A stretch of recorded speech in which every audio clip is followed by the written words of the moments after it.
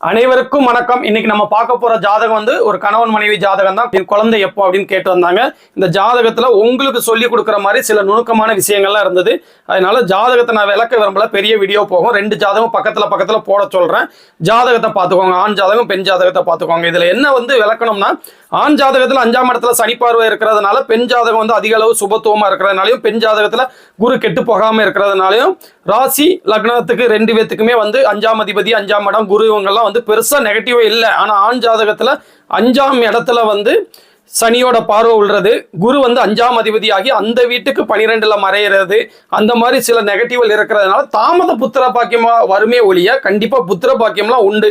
இதுல வந்து நான் உங்கள்கிட்ட விளக்கணும்னு சொன்ன விஷயம் வந்து இது கிடையாது. இதையும் தாண்டி சில நுணுக்கமான விஷயங்கள் இருக்குது, அதை தான் சொல்ல போறேன். தசாபுத்தி அமைப்புகள் மனிதனோட வாழ்க்கையை வந்து எப்படி பிளே பண்ணுது அப்படிங்கிறதுக்கு வந்து இது ஒரு நல்ல உதாரண ஜாதகங்க. இந்த பொண்ணுக்கு பாத்தீங்கன்னா சனி திசையில சுய புத்தி ஆரம்பிச்சிருக்குது.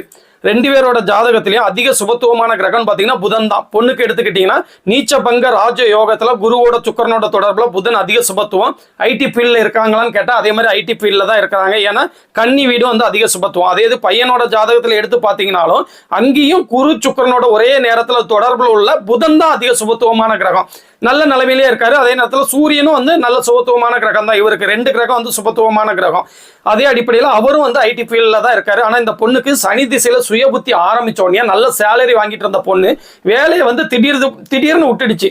காரணம் என்ன? காரணம் வந்து சனி 6ஆம் இடத்துல நீச்சனாகி செவ்வாயோட பார்வையில இருக்காரு. எந்த விதமான சுபத்துவமும் சனிக்கு இல்லை.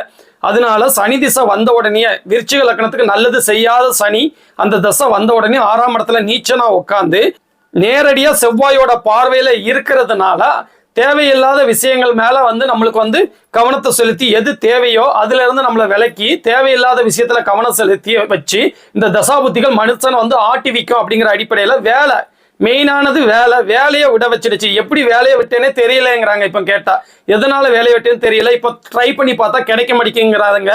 சனி திசை வந்து முழுக்க சனி புத்தி வந்து நல்லா இருக்காது. அதுக்கப்புறம் வர்ற புதன் புத்தியும் பாத்தீங்கன்னா 8ஆம் இடத்துல உள்ள அட்டமாதிபதியோட புத்தியா தான் இருக்குது. ஆனா அதே நேரத்துல அதிக சுபத்துவமா 11ஆம் வீட்டோட தொடர்புல இருக்கிறதுனால சனி திசையில சனி புத்தி முடிஞ்சதுக்கு அப்புறம் வர்ற புதன் புத்தியில தாங்க ஒரு நல்ல மாற்றம் கிடைக்கும். அது வரைக்கும் இப்படிதான் இருக்கணும் அப்படின்னு சொன்னேன். அதே நேரத்துல மாப்பிள்ளைய பாருங்க. மாப்பிள்ளையோட ஜாதகத்தை பாத்தீங்கன்னா இப்போ அவரோட லக்னாதிபதியோட தசை வந்து நடக்குது. ராசியோட ராஜயோகாதிபதி, ராசிக்கு ராஜயோகாதிபதி லக்னாதிபதி சூரியன் ஒரே நேரத்துல சுக்கிரனோட இணைவிலையும் குருவோட பார்வையிலையும் அதிக சுபத்துவமா இருக்காரு. கிட்டத்தட்ட பௌர்ணமி சந்திரனோட நேரடி பார்வையிலேயே இருக்காரு. சூரியன் வந்து அதிக சுபத்துவமா இருக்கிற காரணத்தினால கண்டிப்பா ஒரு ஐடி ஃபீல்ட்லயே வந்து நாளாகன வயசையும் வந்து சேர்த்து பார்க்கணும்ல. இப்ப 29 வயசு ஆகுது. கொஞ்சம் வயசு ஏற வந்து அந்த ஐடி ஃபீல்ட்லயே மேனேஜிங் டைரக்டர் மாதிரி உயர் பதவிகள்ல வந்து கண்டிப்பா சூரியன் அதிக சுபத்துவமா இருக்கிறதுனாலையும் சிம்ம வீடு நல்ல நிலைமையில இருக்கிறதுனால கண்டிப்பா அதுல போவாருங்க. அது ஒன்றும் மாற்று கருத்து இல்லை. தசாபுத்திகளும் பாருங்க. இப்ப சூரிய தசை நடக்குது. அதுக்கப்புறம் வர்ற சந்திர தசையும் பாத்தீங்கன்னா அவரும் பாத்தீங்கன்னா குரு சுக்கிர தொடர்புல இருக்காரு. அதுக்கப்புறம் வர்ற செவ்வாய் திசையும் பாத்தீங்கன்னா அதிநட்புங்கிற சொல்ல சிம்ம வீட்டுல உட்காந்து அவரும் வந்து நல்ல நிலைமையில தான் தசை நடத்துறாரு. அடுத்து பாத்தீங்கன்னா ராகு தசை. இந்த மாதிரி அடுத்தடுத்து வர்ற தசாபுத்திகள் அனைத்தும் பாத்தீங்கன்னா இவங்களுக்கு பேவரபிளாவே குரு சுக்கிர தொடர்பிலேயே வருது. அப்படியே அந்த பொண்ணுக்கு பாத்தீங்கன்னா சனி திசை அந்த அளவுக்கு விசேஷமா இல்லை. இப்ப என்ன எதுக்காண்டி இந்த டிஃபரன்ஸை சொன்னா, இவங்க வீட்டுல சொன்ன ஒரே காரணம் என்னன்னா, பையன் வந்து வீடு எங்களோட வசதி கம்மிங்க, இப்ப என்ன கல்யாணம் பண்ணனால அவர் வந்து பெனிஃபிட் அனுபவிக்கிறாரு, நல்லா அனுபவிக்கிறாரு, எனக்கு அந்த அளவுக்கு ஒன்றும் விசேஷமா இல்லைங்கிறதா. இதான் கிரகங்கள் வந்து மனநிலைமையோட எப்படி பிளே பண்ணுதுங்கிறது தான் இதோட விஷயம். இப்ப இந்த பொண்ணு ஒண்ணு கெட்டு போறது கிடையாது. ஏன்னா 2 பேத்துக்குமே லக்னாதிபதி ஸ்ட்ராங்கா இருக்காங்க. லக்னாதிபதி ஸ்ட்ராங்கா இருந்தாலே பெரிய பிரச்சனைகளை வந்து வாழ்க்கையில பேஸ் பண்ண முடியாது, பேஸ் பண்ண வேண்டிய அவசியம் வந்து வராது. இருந்தாலும் கிரகங்கள் எப்படி மனநிலைமையை பிளே பண்ணுது, எல்லாம் இருந்தும் எல்லாம் இல்லாத மாதிரி ஒரு மனநிலைமையை கொடுத்து தேவையற்ற கவலையை கொடுக்குது பாத்தீங்களா. அதுதான் இந்த தசாபுத்திகள் அமைப்பு. இந்த பொண்ணுக்கு சரியில்லாத தசாபுத்தி நடக்கிறதுனால நல்ல மாப்பிள்ளையாவே இருந்தாலும் அவருடைய குவாலிட்டி வந்து கண்ணுக்கு தெரியாம எங்களோட கஷ்டப்பட்டவங்க, ரொம்ப வசதியெல்லாம் கிடையாதுங்க, என்னால அவங்க பெனிஃபிட் அடைகிறாங்க அப்படிங்கிற ஒரு எண்ணத்துல இவங்களுக்கு கலக்கத்துல வச்சிருக்கு.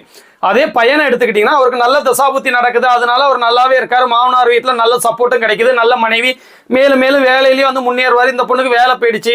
இதுதான் கிரகங்கள் வந்து எப்படி பிளே பண்ணுது அப்படிங்கிறதுக்கு வந்து ஒரு நல்ல கப்பிள்ஸோட ஜாதகத்தை வந்து நான் போடணும்னு நினைச்சேன். இன்னைக்கு உங்களுக்கு நான் விளக்கம் சொல்லிட்டேன். இதே மாதிரி இன்னொரு நாள் ஒரு நல்ல ஜாதகத்தோட வந்து நான் மீட் பண்றேன். ஓம் நமச்சிவாயா.